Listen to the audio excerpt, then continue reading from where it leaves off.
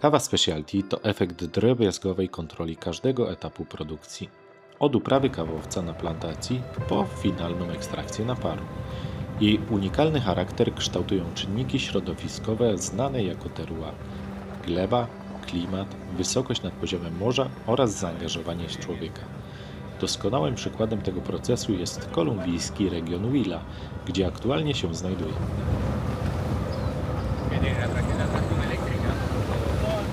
Znajdujemy się na farmie Los Rosales w Kolumbii i chciałbym Wam zaprezentować drogę od krzewu do filiżanki.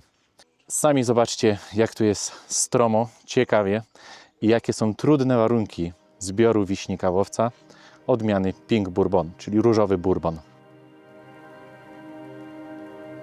The life of the green started with flowering, and then after this, look at flowers already fall, and then it becoming the bean.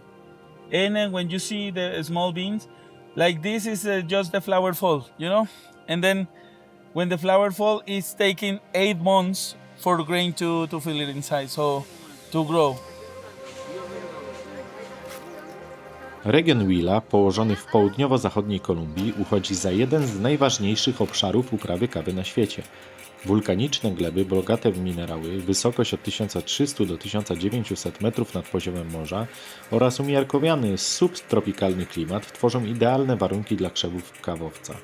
Wahania temperatur między dniem a nocą spowalniają dojrzewanie owoców, co sprzyja rozwojowi złożonych związków chemicznych odpowiedzialnych za intensywny smak i aromat. Plantatorzy z Huila łączą pokoleniową wiedzę z nowoczesnymi technikami, stale doskonalając swoje metody.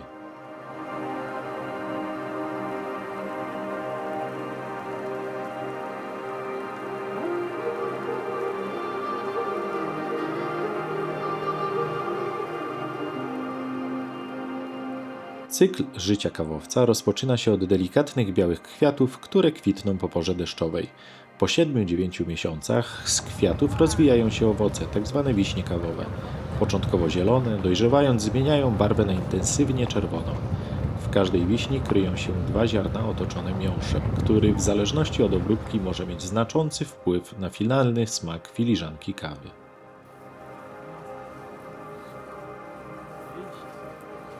Produkcja kawy wiąże się z licznymi wyzwaniami. Choroby takie jak rdza kawowa mogą zniszczyć całe plantacje, a szkodniki takie jak kornik kawowy atakują ziarna wewnątrz owoców, prowadząc do strat jakościowych. Dodatkowo zmiany klimatyczne takie jak nieregularne opady, fale upałów czy gwałtowne burze znacząco zaburzają cykl wzrostu kawowca. Czas na zbiory. Zobaczymy, ile się uda zebrać wiśni kawowca w ciągu 20 minut. Powodzenia! Ręczny zbiór owoców kawowca to proces wymagający doświadczenia i cierpliwości. Zbieracze precyzyjnie oceniają dojrzałość każdej wiśni, aby pozyskać wyłącznie te idealnie dojrzałe. W sezonie zbiory odbywają się wielokrotnie, co pozwala uniknąć niedojrzałych lub przejrzałych owoców, które mogłyby obniżyć jakość kawy. 20 minut minęło. Zobaczmy, ile udało nam się zebrać wiśni. Niecałą połowę kubła dojrzałych wiśni w ciężkich warunkach na zboczu góry. Przekonajmy się, ile to kilogramów i ile kawy. W ciągu 20 minut udało mi się zebrać 3 kg wiśni. Po obróbce, wysuszeniu i przeprocesowaniu w suchym młynie z owych 3 kg może uda nam się uzyskać około 300 gram kawy palonej. 20 minut w ciężkich warunkach. Nie wyobrażam sobie 8 godzin.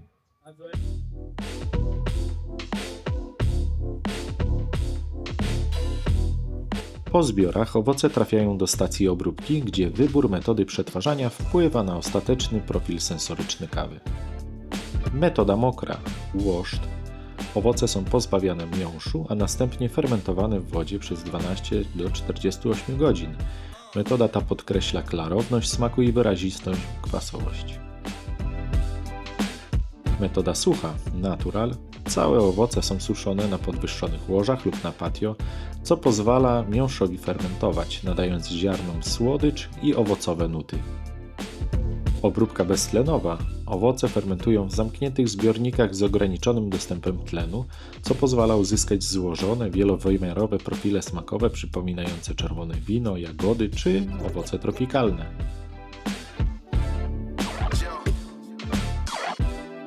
Suszenie to kluczowy etap, w którym ziarna osiągają wilgotność na poziomie 10-11%. Proces może trwać od kilku dni do kilku tygodni, w zależności od warunków pogodowych i metody obróbki.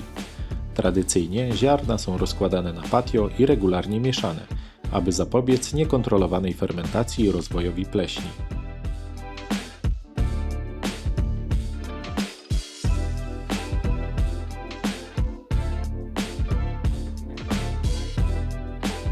W przypadku obróbki beztlenowej suszenie odbywa się często w specjalnych suszarniach, gdzie można precyzyjnie kontrolować temperaturę oraz przepływ powietrza.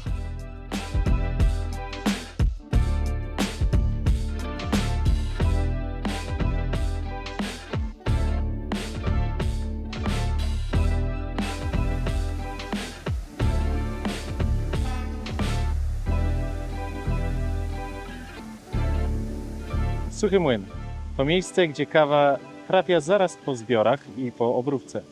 Tutaj jest sortowana pod względem gęstości, defektów, wielkości, a następnie pakowana w worki. Zobaczcie, jak wygląda ten proces.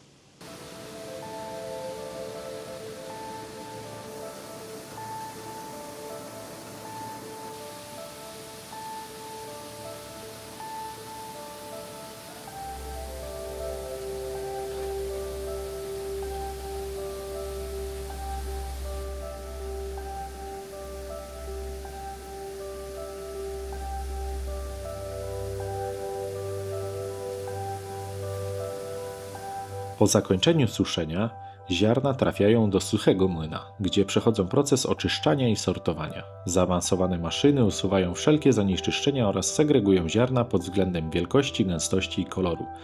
To precyzyjne sortowanie gwarantuje jednolitość partii, co jest kluczowe dla utrzymania jakości kaw specialty. Ostateczna ręczna selekcja pozwala usunąć defekty, które mogłyby negatywnie wpłynąć na smak naparu.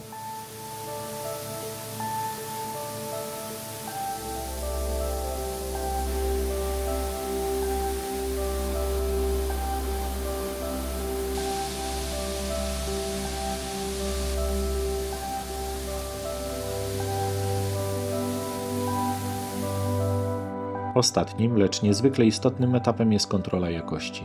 Eksperci przeprowadzają szczegółowe testy sensoryczne, aby ocenić smak, aromat, kwasowość, balans i czystość naparu.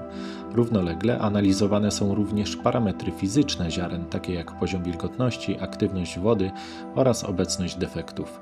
Ziarna poddawane są precyzyjnemu sortowaniu, aby upewnić się, że spełniają najwyższe standardy jakości. Proces produkcji kawy specialty to harmonijne połączenie wiedzy, pasji i precyzji. Każdy etap, od uprawy krzewów na górzystych zboczach Willa, przez zaawansowane metody obróbki, suszenia, sortowania, aż po finalną kontrolę jakości, ma ogromne znaczenie.